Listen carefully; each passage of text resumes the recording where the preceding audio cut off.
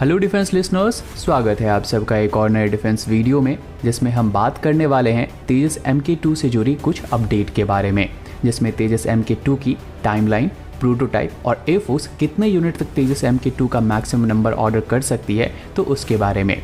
Times now में हाल ही में एक रिपोर्ट पब्लिश की गई है, जिसमें गवर्नमेंट सोर्सेज के हवाले से बताया गया है कि तेजस MK2 का प्रोटोटाइप बनने में गवर्नमेंट द्वारा जो कंडीशंस लगाई गई थी तो उसे रिमूव कर लिया गया है और अब तेजस MK2 के 6 प्रोटोटाइप को अगले 5 से 6 साल में बनाए जाएंगे। वही जो दूसरी चीज़ इस रिपोर्ट में लिखी हुई है वो ये है कि IAF यानी कि इंडियन एयरफोर्स 230 तेजस MK2 का मैक्सिमम यूनिट ऑर्डर कर सकता है, जिसकी डिलीवरी 15 सालों में कंप्लीट की जाएगी। तो जैसे ही हम तेजस MK2 से जुड़ी इस अपडेट को हेडलाइन से सुनते हैं, वैसे ही हमें लगता है कि आखिर इतना डिले क्यों। पहले तो कहा जा रहा था कि साल 2025 तक प्रोटोटाइप रोल आउट कर दिए जाएंगे और अब इसमें 6 साल का टाइम बताया जा रहा है। साथ ही जब गवर्नमेंट द्वारा तेजस MK2 के प्रोटोटाइप बनाने के लिए फंड लास्ट ईयर ही अप्रूव कर दिया गया था, तो अभी तक आखिर 9 महीनों में ये प्रोटोटाइप बनने स्टार्ट क्यों नहीं हुए। तो इससे पहले कि आप किसी कंक्लूजन पर पहुँचें, आइए इसे थोड़ा डिटेल में समझते हैं।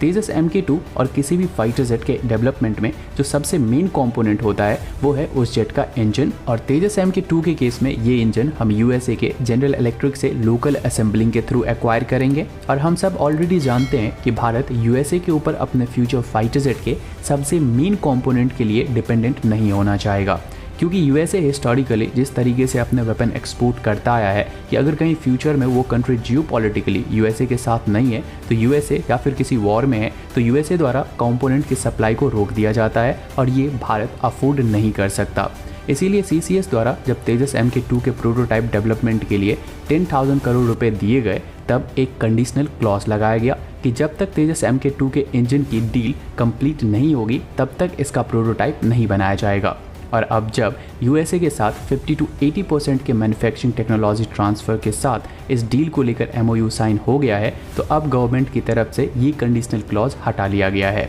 क्योंकि GEF 414 इंजन को भारत में लोकली सोर्स्ड कंपोनेंट जिसकी परसेंटेज 50 to 80% तक होगी उससे बनाया जाएगा। तो इससे हम फ्यूचर में USA द्वारा सप्लाई किए जाने वाले इंजन कंपोनेंट के ऊपर डिपेंडेंट नहीं रहेंगे, क्योंकि GEF 414 इंजन के लगभग 80% तक के कंपोनेंट इंडिया में ही बनाए जाएंगे और इसे असेंबल भी यहीं किया जाएगा। तो USA इनडायरेक्टली भी हमें ब्लॉक नहीं कर पाएगा। यानी कि गवर्नमेंट इस चीज़ को लेकर श्योरिटी चाहती थी, और भारत के केस में ये जरूरी भी था कि फ्यूचर में USA के इंजन के कंपोनेंट्स शेयर नहीं किए जाने की वजह से हमारे फाइटर जेट ग्राउंडेड ना हो। तो अब जब ये श्योरिटी मिल गई है तो तेजस MK2 का प्रोटोटाइप बनाना स्टार्ट किया जाएगा। इसके अलावा इसके 6 प्रोटोटाइप को बनने को लेकर जो 5 से 6 ईयर का टाइम दिया गया है, तो जैसा कि तेजस MK1A के केस में हुआ था कि जब तेजस MK1A का डिज़ाइन IAF द्वारा सेलेक्ट कर लिया गया था, वो फाइनल प्रोडक्शन वाला डिज़ाइन था और वहाँ से तेजस MK1A सीधे अपने ऑर्डर के साथ प्रोडक्शन में गया था। तो तेजस MK2 के केस में भी ये टाइमलाइन फाइनल डिज़ाइन को लेकर हो सकता है, क्योंकि नॉर्मली 3 ईयर का टाइम लगता है फर्स्ट प्रोटोटाइप बनने में और उसके बाद हर 1 साल एक प्रोटोटाइप रिलीज़ किया जाता है। तेजस MK2 के केस में जो कंपोनेंट्स हैं वो लगभग ज़्यादातर ऑर्डर पर है और इसे बस असेंबल करने की ज़रूरत है। तो जो ये 5 से 6 ईयर का पीरियड है, इसमें तेजस MK2 अपने फर्स्ट प्रोटोटाइप रोल आउट से लेकर फ्लाइंग और टेस्टिंग सब कंप्लीट कर सकता है, और लास्ट में जो भी डिज़ाइन IAF द्वारा सेलेक्ट किया जाएगा उसे फ्रीज करके नेगोशिएट करके इसे प्रोडक्शन में भेज दिया जाएगा।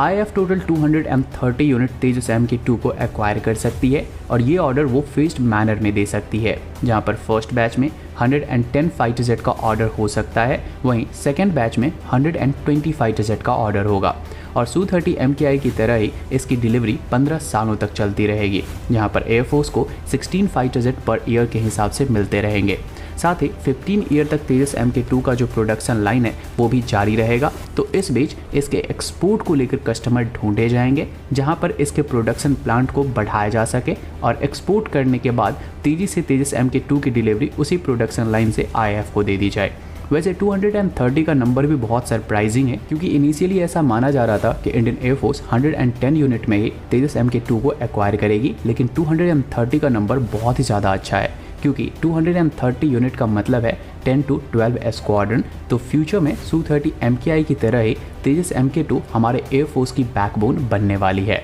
तो इस सब के ऊपर आप सबकी क्या राय है वो हमें कमेंट सेक्शन में ज़रूर बताएं। बाकी आज के इस वीडियो में इतना ही। उम्मीद है आपको ये वीडियो इन्फॉर्मेटिव लगी होगी, और अगर लगी हो तो वीडियो को लाइक करें, शेयर करें, और चैनल पर नए हैं तो चैनल को सब्सक्राइब कर लें।